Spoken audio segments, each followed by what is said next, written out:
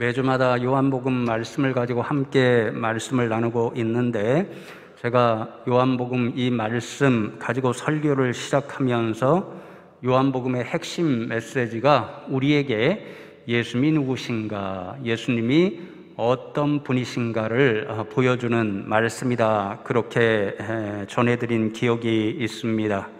그런데 그런 관점으로 요한복음의 말씀을 계속해서 준비하고 전해드리면서 주중에 말씀을 준비하는데, 그렇다면 우리 인간은 어떤 존재인가? 나는 어떤 사람인가? 이런 질문도 참 중요하다 하는 생각이 들었습니다. 유명한 철학자 임마누엘 칸트라는 사람이 있는데요, 이 분은 우리 인간이 물어야 할 근본적인 세 가지 질문, 아주 중요한 핵심적인 질문이 있다라고 적었습니다. 첫 번째는 우리는 무엇을 알 수 있는가? 지식의 문제이죠. 두 번째는 우리는 무엇을 바랄 수 있는가? 소망에 관한 물음입니다. 마지막 세 번째로는 우리는 무엇을 해야 하는가? 윤리와 도덕에 관한 물음입니다. 그런데 칸트는 이 근본적인 세 가지 가장 중요하고 핵심적인 질문은 하나의 질문으로 요약될 수 있다, 그렇게 이야기합니다. 인간은 누구인가? 이 한 질문으로 요약될 수 있다고 주장하는데, 칸트에 따르면 우리 인간에게는 자신이 누구인가를 아는 것이 아주 중요한 일이 된다 하는 것을 주장한 말입니다. 그래서 이런 말들이 생각나면서 우리가 이 요한복음의 말씀을 통해서 정말 가장 중요하게 물어야 하고 알아야 하는 것은 예수님이 누구신가? 나에게 예수님은 어떤 분이신가? 이것을 묻고 아는 것도 참으로 중요하지만, 그 예수님 앞에 서게 되는 우리 자신, 성도 여러분 한 분 한 분은 어떤 사람인가, 어떤 존재인가, 이것을 아는 것도 참으로 중요한 일이다 하는 생각이 들었습니다. 그래서 오늘은 본문 말씀을 통해서 예수님과 대면하는 여러 종류의 인생들이 나타납니다. 그런 인생들이 어떤 모습으로 예수님 앞에 서 있는가, 그것을 살펴보면서 저와 여러분 자신도 예수님 앞에 어떤 인생으로, 어떤 존재로 서서 살아가야 하는가, 그것을 깊이 생각해보는 예배 시간 되면 좋겠습니다. 첫 번째로 예수님 앞에 지금 베데스 연못에 있는 수많은 사람들이 모여 있습니다.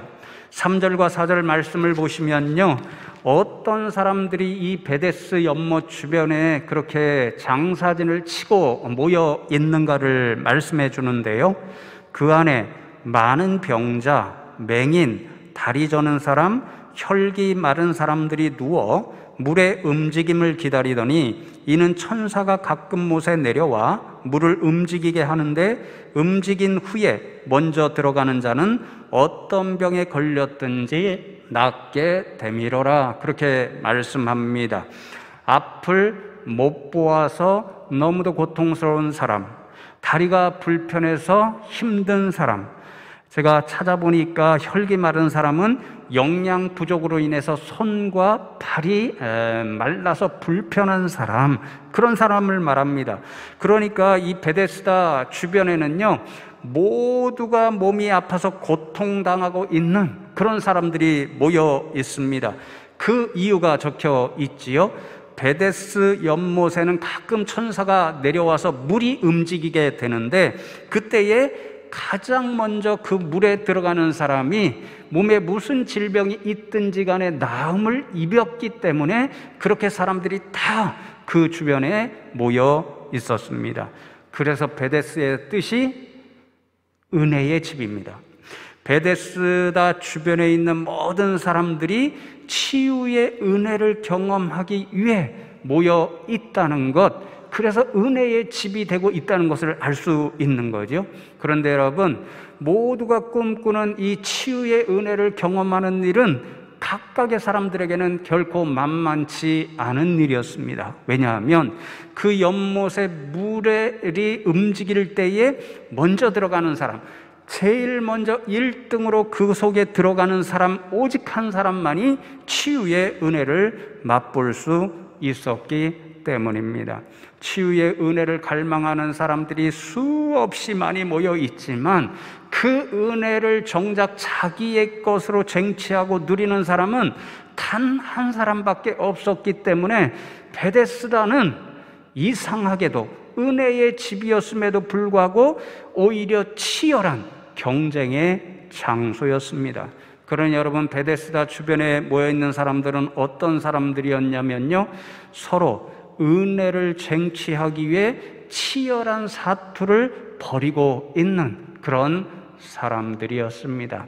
여러분, 이 베데스다 주변에 이렇게 모여 있어서 치열하게 은혜를 쟁취하려고 경쟁을 벌이고 있는 그 사람들을 생각해 볼 때에요, 오늘날 우리 현대에 살아가는 수많은 인생들의 모습이 오버랩되었고, 지금 많은 세계 사람들도 알고 있는 한 드라마가 생각이 났습니다.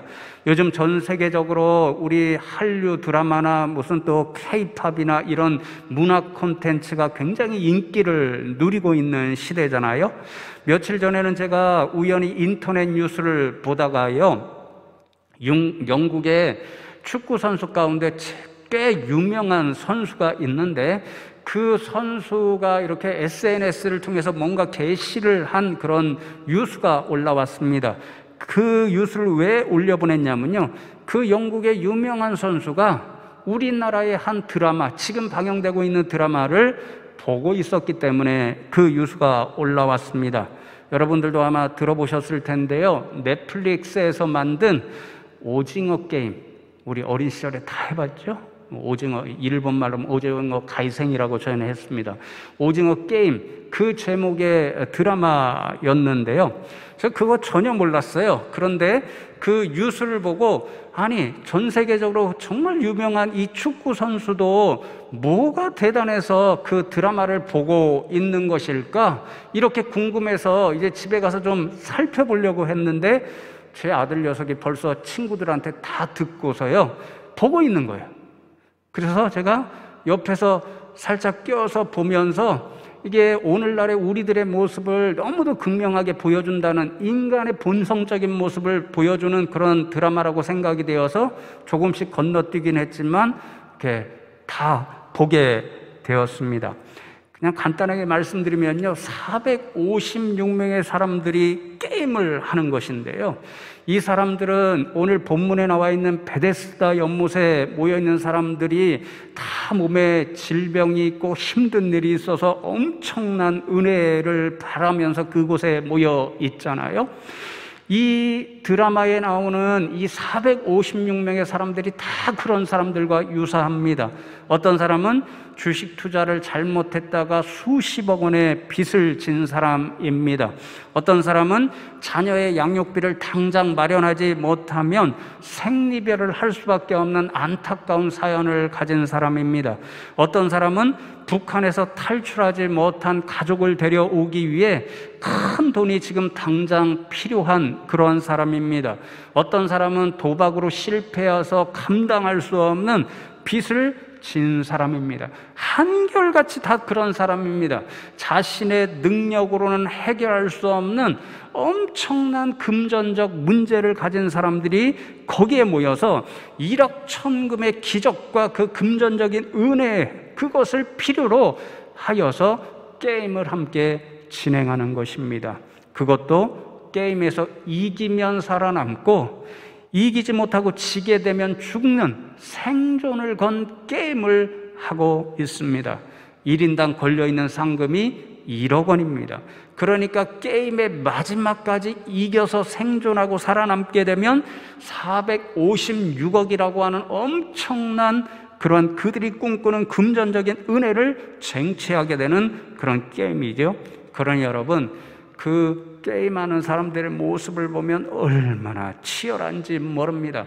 온갖 수단과 방법을 다 동원해서 남을 이기고 죽여야만 자기가 살고 자신이 원하는 그 금전적인 혜택을 누릴 수 있기 때문에 온갖 수단과 방법을 다 동원해서 어떻게 해서든지 살아남고 이기려고 애를 쓰는 모습을 보게 됩니다.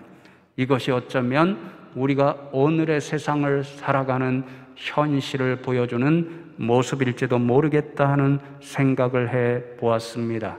모두가 누군가를 이기고 자신이 원하는 것을 차지하기 위해서 마치 생존을 건 게임을 벌이는 것과 같은, 그리고 그 생존 게임에서 누구든지 이기려고 얼마나 치열하게 경쟁하며 살아남으려고 애를 쓰는지 모르는 시대, 이것이 바로 오늘 이 시대의 모습이고 저와 여러분의 모습일 수도 있습니다.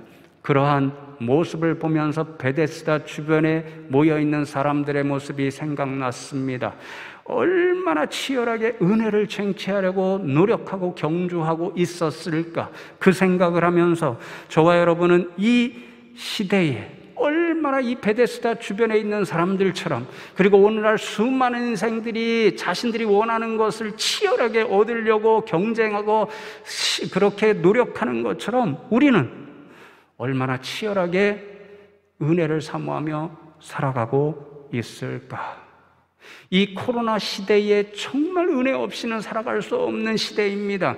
그런 시대 가운데 우리는 얼마나 날마다 순간순간 주님의 은혜 없이는 이 코로나 시대를 살아갈 수 없습니다. 우리를 좀 도와주십시오. 얼마나 이렇게 간절하게 부르짖고 주님 앞에 은혜를 갈망하며 살아가고 있을까. 이것을 생각해 보았습니다.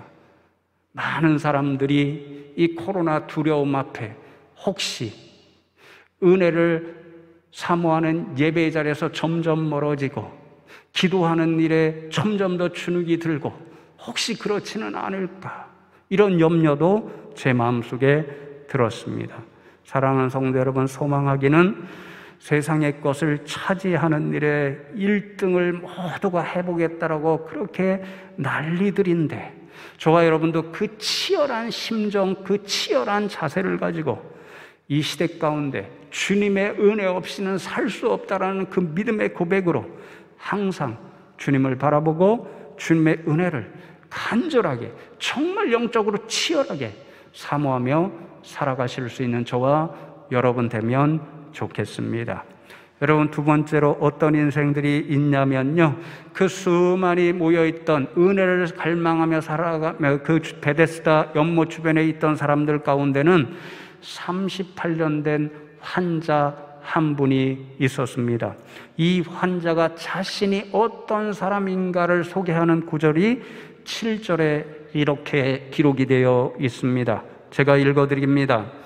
병자가 대답하되 주여, 물이 움직일 때에 나를 못에 넣어주는 사람이 없어 내가 가는 동안에 다른 사람이 먼저 내려가나이다. 이렇게 주님께 말씀드립니다. 몸이 아파서 38년이나 고통을 당해온 사람이었습니다. 그래서 어쩌면 그 베데스다 주변에 모여있던 그 어떤 사람들보다도 더 간절한 몸부림으로 치유의 은혜를 사모한 사람이었고, 그리고 치유의 은혜가 어쩌면 다른 어떤 환자들보다도 더 간절하게 필요한 사람이었을 것입니다. 그런데 문제가 있었고 한계가 있었습니다. 그렇게 간절히 사모했고 간절한 그 치유의 은혜가 가장 필요한 인생이었는데 그는 스스로 움직일 수가 없었습니다. 그래서 누가 도와주지 않으면 베데스다의 그 은혜를 도무지 혼자의 힘으로서는 쟁취할 수가 없는 인생이었습니다. 현실은 베데스다라고 하는 은혜의 현장에 있었지만 그는 죽을 때까지 결단코 혼자로서는 은혜를 맛볼 수가 없는 너무너무도 안타깝고 불쌍한 인생이었습니다. 그러니 여러분, 눈으로는 매일같이 자신이 가장 바라는 치유의 은혜를 허락할 수 있는 베데스다 그 연못을 보고 있습니다. 그런데 여러분, 그곳에 물이 움직일지라도 뛰어들 수가 없습니다. 아무도 도와주는 사람이 없습니다. 그러니까 매일매일 은혜의 현장이 있지만 그의 현실은 매일이 좌절이었고 매일이 절망이었습니다. 그 때문에 마음까지도 점점 더 매일매일 조금씩 더 상처로 깊어만 갔습니다. 성도 여러분, 이 38년 된 병자의 모습을 생각하면서 어찌 보면 오늘 이 시대를 살아가는 우리 성도님들의 모습, 많은 인생들의 모습이 이 38년 된 병자의 모습일지도 모른다 하는 생각이 들었습니다. 왜냐하면 오늘 이 시대가 너무도 힘들기 때문에 저와 여러분 모두가 세상에서 순간순간 상처받고 아파하는 일들이 너무도 많이 다가오기 때문에 그런 생각이 들었습니다. 그럴 때에 제가 한때 공부했던 한 학자의 이야기가 생각이 났습니다. 요즘 우리나라에도 많은 주목을 받고 있어서 이분의 책이 상당히 많이 번역이 되고 있는데요. 마르타 누스바움이라고 하는 그런 학자입니다. 미국 시카고 대학의 유명한 교수로 있었고, 저도 유학할 때에 알게 되어서 여러 권의 책을 사서 읽고 공부한 적이 있습니다. 이분의 근본적인 사상적 질문이 저와 여러분이 오늘 생각하고 있는 그러한 질문과 동일합니다. 이분의 근본적인 질문은 인생은 어떤 존재인가? 이것입니다. 누스바움의 대답이 무엇이냐면요, 우리 인생들은 영어로 vulnerable, 상처받기 쉬운 존재라는 것입니다. 우리 인생은 너무도 연약하다는 것이지요. 오늘 코로나 현실에서 우리는 그것을 분명히 봅니다. 우리가 강한 것 같았지만 과학과 의학이 너무도 발전해서 정말 강한 인간인 것처럼 보였지만 이 코로나 현실처럼 이런 것들이 다가올 때 인간이 다시 연약할 수밖에 없다는 것을 깨닫는데, 그런 연약한 존재이기 때문에, 그리고 세상에서는 우리가 예상하지 못하는 수많은 힘겨운 일이 생겨서 우리 연약한 인생에게 닥쳐올 수밖에 없기 때문에 상처를 너무도 쉽게 받으며 살아가는 인생, 그것이 우리 존재의 근본 모습이라는 거지요. 그래서 여러분, 이 분이 이야기를 하기를요, 오늘 코로나가 분명히 보여주지만요, 어떤 인생도 이렇게 연약하고 상처받기 쉬운 존재라고 하는 근본 모습에서 예외일 수가 없다는 것입니다. 누구나 다 연약하고 누구나 다 그래서 상처받기 쉬운 존재가 우리 인생이라는 거죠. 그러면 이렇게 연약하고 상처받기 쉬운 존재인 우리 사람들에게 가장 필요한 일이 무엇일까요? 누스바움은 대답하기를 영어로 compassion, 연민의 일이 필요하다고 주장합니다. 성경적으로 이 뜻을 풀면요, 누군가의 고통을 주목하고 그 아픔을 함께하는 사랑이 모두에게 필요하다라는 거죠. 그런 사랑이 있을 때에 서로 상처받은 사람들을 위로하고 힘이 되어주고 용기를 북돋아주고, 그래서 힘을 낼 수 있는 그런 사람들의 아름다운 공동체를 이룰 수 있다는 이야기입니다. 저는 이 누스바움의 생각에 매료된 까닭이 있었는데요, 그의 사상을 읽으면 읽을수록 성경적이다 하는 생각이 들었기 때문입니다. 성경을 보십시오. 우리 인간은 죄인입니다. 그래서 연약할 수밖에 없습니다. 그러니 세상을 살아가는 일이 만만치 않고 때때로 상처받고 고통스럽습니다. 그러니 여러분, 성경적으로 보면 이런 인생들에는 은혜 없이는 살아갈 수 없는 거지요. 누군가 이러한 고통받는 인생들에게 주목하고 관심을 베풀어주고 사랑을 베풀어주는 컴패션, 그 연민의 사랑이 필요하다는 것을 성경은 우리들에게 이야기합니다. 그래서 여러분, 우리는 어쩌면 세상 사람들보다도 훨씬 더 행복한 조건을 가지고 살아가는 인생들입니다. 왜냐하면요, 우리에게 항상 이 누스바움이 이야기하는 컴패션, 우리의 고통을 주목하시고 함께 아파해 주시는 사랑으로서 우리에게 매일같이 다가오시는 분이 계시기 때문입니다. 그분이 오늘 본문에 기록된 우리 주님 예수님이십니다. 제가 언젠가 설교한 기억이 있습니다. 여러분, 복음서를 읽어 보십시오. 예수님께서 누군가에게 복음을 선포합니다. 누군가가 영적으로 무지해서 하늘나라의 비밀을 깨우쳐 주십니다. 누군가 육신의 질병이 있는 것 정말 보시고 고쳐주십니다. 그 모든 예수님의 사랑의 행위의 밑바탕, 그 시작을 알리는 것이 예수님이 그런 인생들을 향해 가지시는 마음입니다. 그 마음이 성경에는 불쌍히 여기시어 이렇게 기록이 되어 있습니다. 이 불쌍히 여기신다, 한국말로는 그렇게 번역이 되어 있지만 원어 성경을 보아도 그렇고 영어 성경을 보아도 그렇고 그 의미는 제가 말씀드린 compassion, 고통을 주목하시고 그 고통, 그 아픔과 함께하는 사랑을 의미합니다. 예수님께서 그런 사랑으로 오늘도 우리와 함께 하신다는 거죠. 오늘 본문 말씀을 보시면 예수님께서 38년 된 병자, 아무도 관심 가져주지 않고 아무도 그를 도와주지 않는 그 사람에게까지도 다가가시는 모습을 보면 그 예수님의 모습이 바로 컴패션의 사랑을 들고 가시는 것을 보게 됩니다. 6절 말씀을 보십시오.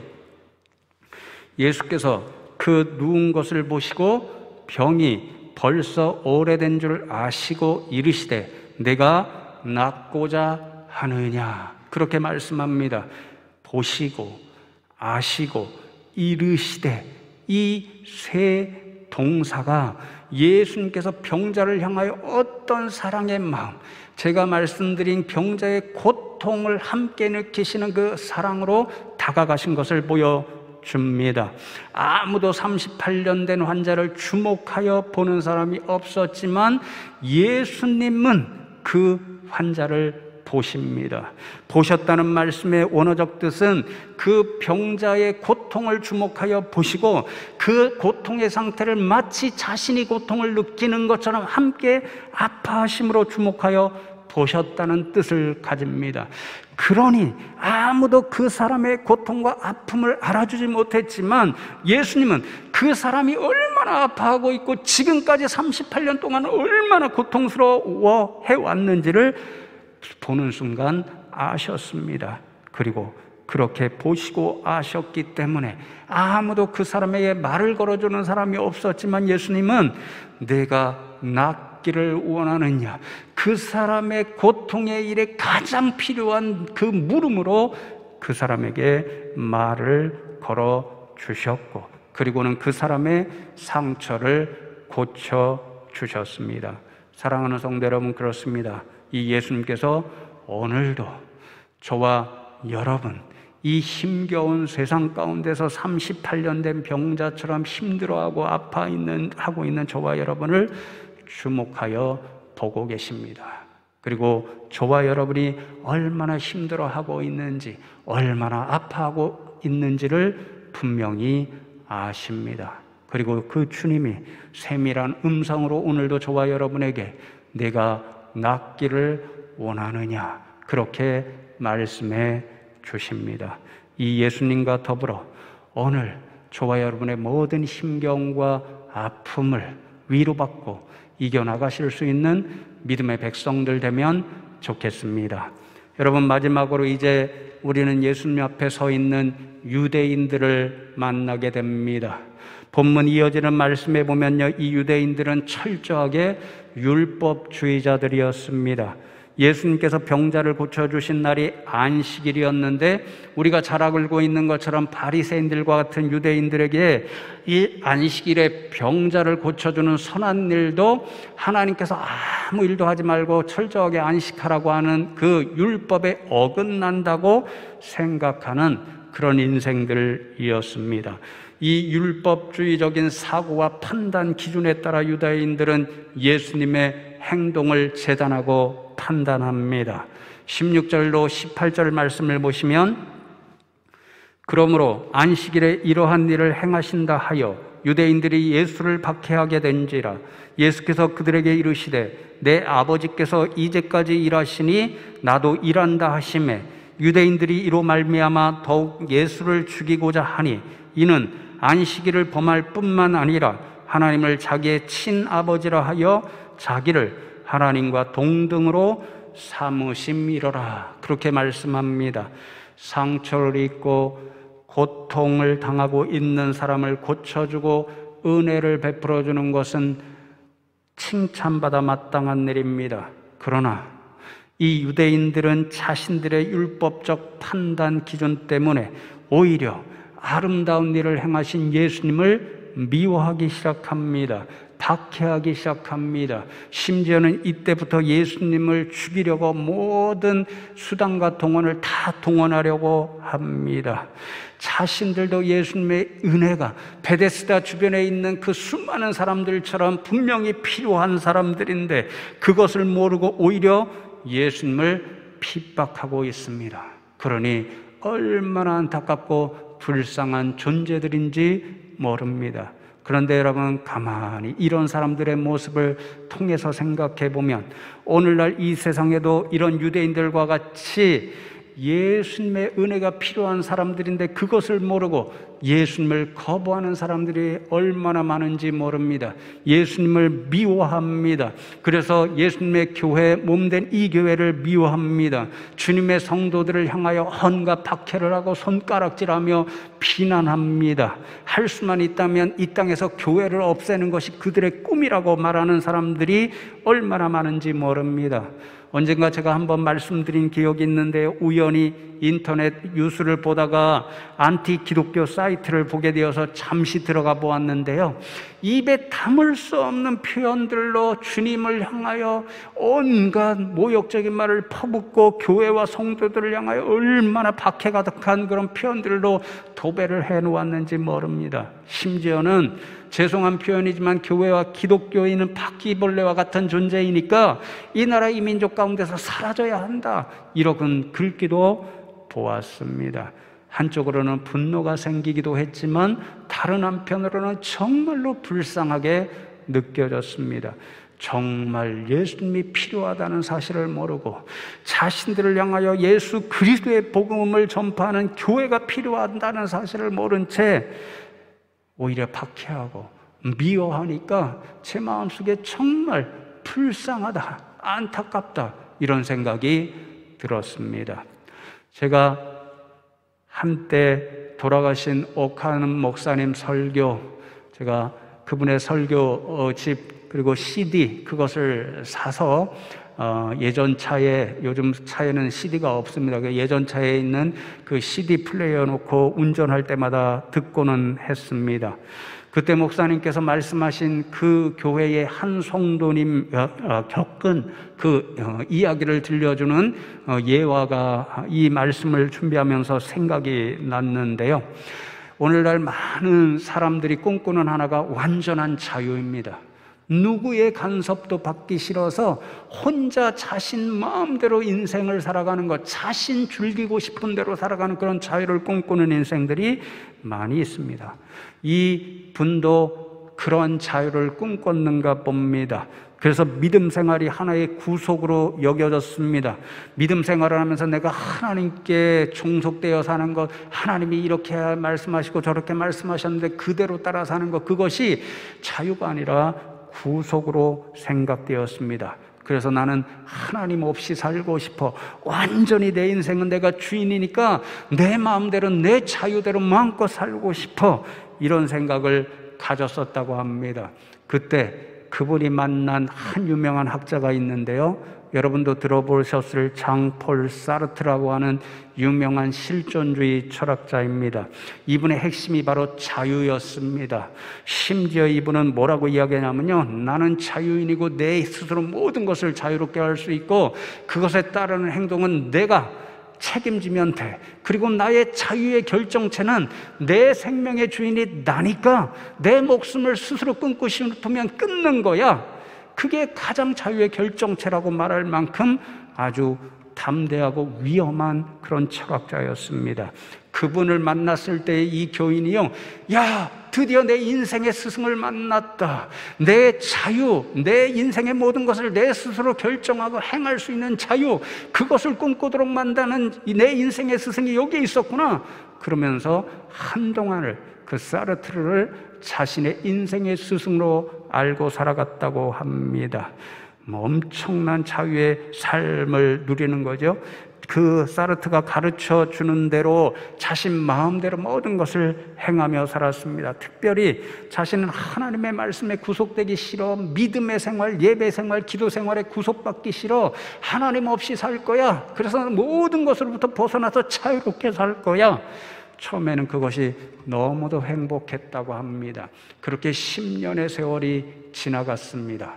그러던 어느 날 자신이 생각하는 모든 자유의 삶에 대한 엄청난 도전의 일이 닥쳤습니다. 어느 날 사랑하는 아내가 아프다고 해서 병원을 데려갔습니다. 검사를 해봤더니 말기암이라고 하는 진단을 받았습니다. 의사의 손으로는 도저히 고칠 수 없는 그런 단계에 있었다고 합니다. 그 현실에 직면하니 모두가 자신의 책임이라고 생각되었습니다. 자신은 자신이 꿈꾸는 대로 자유의 삶을 살았습니다. 10년 동안 마음껏 행복한 삶을 살았습니다.